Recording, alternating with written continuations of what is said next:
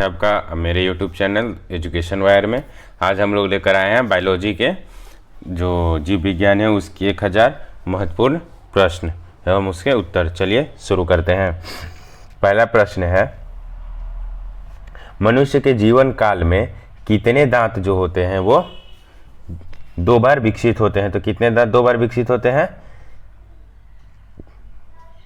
बताइए जल्दी से। 20 दांत। कितने दांत?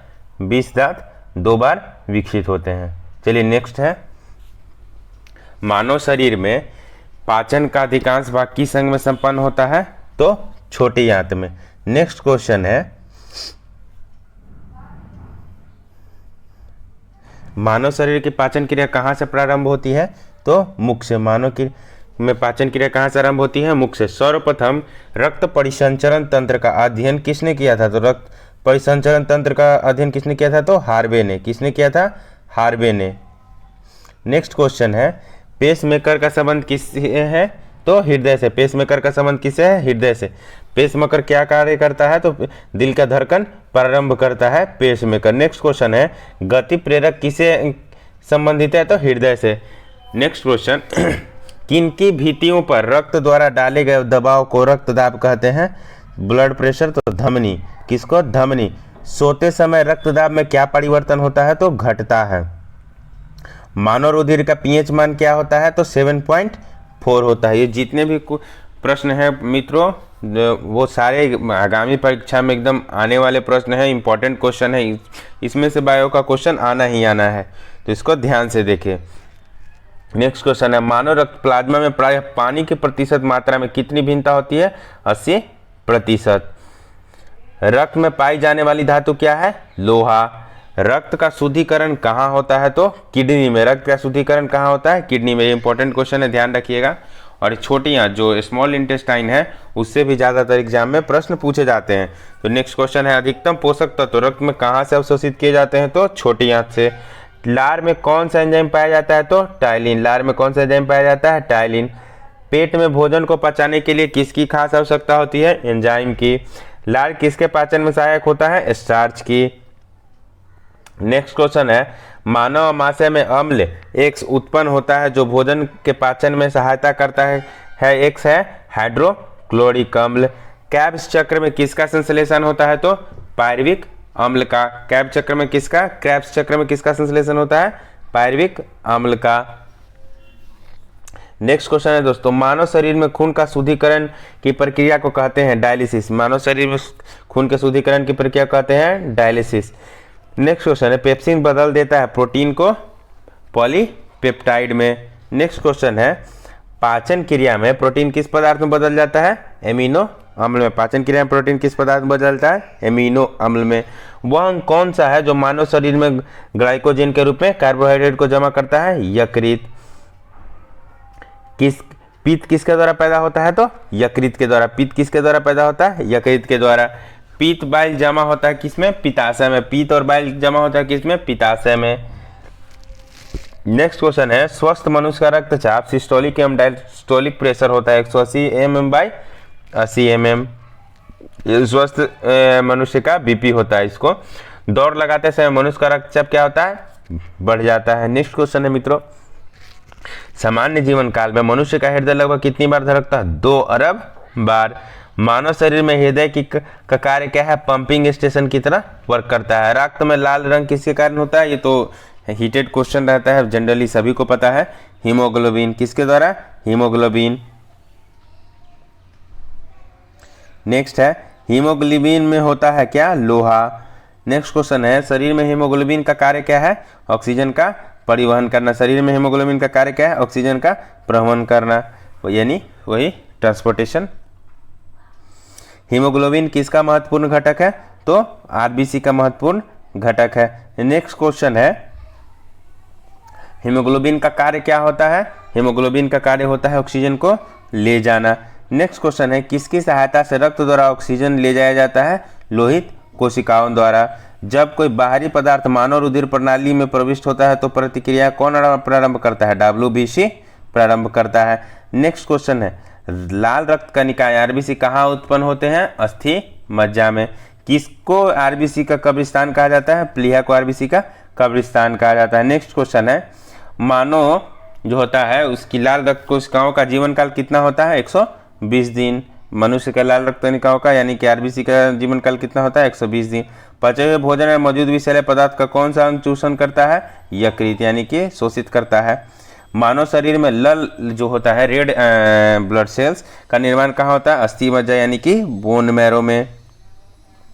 नेक्स्ट क्वेश्चन है, लाल रुधिर कणिकाओं जो होता है आरबीसी उसका उत्पादन किसके द्वारा होता है? अस्थि मज्जा में यानी कि बोन मैरो में।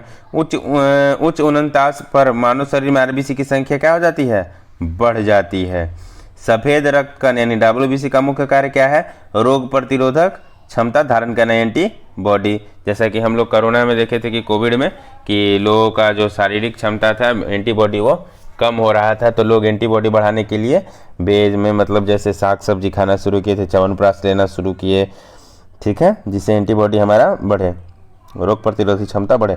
प्रतिवर्ती क्रियाओं का नियंत्रण केंद्र कहाँ पर है? कशेरुकी रज्जु में। परिवर्ती क्रियाओं का नियंत्रण केंद्र कहाँ है? कशेरुकी रज्जु में। नेक्स्ट क्वेश्चन है, स्तनधारी किसमें यूरिया बनाते हैं? यकृत में। स्तनधारी किसमें यूरिया बनाते हैं? यकृत में। मानव शरीर में सबसे छोटी अंतरस्रावी ग्रंथि कौन सी है? अवटु ग्रंथि। मूत्र का पीला रंग किसकी मौजूदगी के कारण होता है? यूरोक्रोम। मूत्र का पीला रंग, ये भी क्वेश्चन इंपॉर्टेंट है। मैं ये कहना चाह रहा हूँ मित्रों कि इसमें जितना भी क्वेश्चन आने वाला है दोस्तों, वो सारा क्वेश्चन आपके आगामी परीक्षा में आना ही संभव है। बायो से जिस भी एग्जाम में, बायोलॉजी जीव विज्ञान से जिस भी एग्जाम में प्रश्न आने वाले हैं, इसमें से क्वेश्चन रहना तय है। नेक्स्ट क्वेश्चन है, गुर्दे का कार्यात्मक यूनिट कौन है? नेफ्रॉन। गुर्दे का कार्यात्मक यूनिट है नेफ्रॉन। नेक्स्ट क्वेश्चन है, किसकी कुसंक्रिया के कारण मानव शरीर में मिक्सडीमा होता है? अवटु ग्रंथि के कारण। मानव शरीर के भीतर खून किसकी उपस्थिति के कारण नहीं जमता? हिपैरिन के कारण। ये क्वेश्चन बहुत बार एग्जाम में पूछा गया है, तो ध्यान रखिएगा इसका। रुधिर के प्लाज्मा में किसके द्वारा एंटीबॉडी निर्मित होता है? तो लिम्फोसाइट के द्वारा। रुधिर के प्लाज्मा में किसके द्वारा एंटीबॉडी निर्मित होता है? तो लिम्फोसाइट के द्वारा। क्वेश्चन रिपीट हो गया। एंटीजन एक ऐसा पदार्थ है जो प्रतिरक्षा का निर्माण को क्या करता है? बढ़ावा देता है। आयोडीन उक्त हार्मोन है, यानी कि आयोडीन जिसमें प्रेजेंस रहता है वो हार्मोन है थायरोक्सिन। मानव के रक्त कणों डब्ल्यूबीसी का व्यास होता है, मैंने कि उसका रेडियस कितना हो जाएगा? त्रिज्यन रेडियस, डायमीटर कितना हो जाएगा? 0.007 mm। अपोहन डायलिसिस का प्रयोग किस क्रिया को पूरा करने के लिए होता है? तो वृक्क, ठीक है, किडनी। स्वेदन के लिए महत्वपूर्ण है? स्वेदन किसके लिए महत्वपूर्ण है? तो शरीर के तापमान के विनियंत्रित करने के लिए क्या है? ये संवेदन क्या है? महत्वपूर्ण है। समांतर निषेचन कहाँ होता है? तो गर्भाशय में। एम्ब्रियोसेंटोसिस एक तरीका है, माफ कीजिएगा, एम्ब्रियोसेंटोसिस एक तरीका है जो बताता है कि भ्रूण का लिंग कैसा होगा, मतलब कि जो बच्चा जन्म लेने वाला है वो मेल है या फीमेल है। मानव शरीर में रक्तचाप नियंत्रित कौन करता है? अधिवृक्क ग्रंथि से। जीवन रक्षक हार्मोन किस ग्रंथि से स्रावित होता है? एड्रिनल। जीवन रक्षक हार्मोन किस ग्रंथि से स्रावित होता है? एड्रिनल। मानव शरीर का किस ग्रंथि को मास्टर ग्रंथि कहा जाता है? तो पीयूष ग्रंथि को मास्टर ग्रंथि कहा जाता है। नेक्स्ट क्वेश्चन है, मनुष्य के शरीर की सबसे छोटी ग्रंथि कौन है? पिट्यूटरी ग्रंथि। नेक्स्ट क्वेश्चन है, मानव के शरीर, ये हो गया क्वेश्चन पिट्यूटरी ग्रंथि। गर्भाशय में शिशु के विकास की जानकारी हेतु किसका प्रयोग किया जाता है? तो अल्ट्रासाउंड जो हम लोग कराते हैं प्रेगनेंसी के दौरान, जो महिलाएं होती है वो करवाती हैं। भ्रूण के विकास के लिए किस अंग के द्वारा खाद्य की पूर्ति की जाती है? बीजांडसन। स्त्रियों को नसबंदी को कहा जाता है? ट्यूबोक्टोमी, ठीक है। नेक्स्ट क्वेश्चन, गाय और भैंस के थनों में दूध उतारने के लिए किस हार्मोन की सुई लगाई जाती है? ऑक्सीटोसिन। नेक्स्ट क्वेश्चन है, थायराइड ग्रंथि से थायरोक्सिन स्रावित करने के लिए उत्तेजित करने वाला अंतःस्रावी हार्मोन कौन है? TSH जो है वो एक उत्तेजित करने वाला हार्मोन है, अंतःस्रावी। मायोग्लोबिन में कौन सी धातु प्रयुक्त होती है? तो तांबा। एक वयस्क पुरुष के सामान्य हीमोग्लोबिन मात्रा प्रति 100 ml रक्त है 5 ग्राम, उसमें 5 ग्राम होता है। मानव शरीर का सामान्य तापमान है 9 डिग्री सेल्सियस। थैंक यू दोस्तों, ये फर्स्ट पार्ट था। इसके बाद सेकेंड पार्ट बहुत जल्द हम लोग लेकर आएंगे।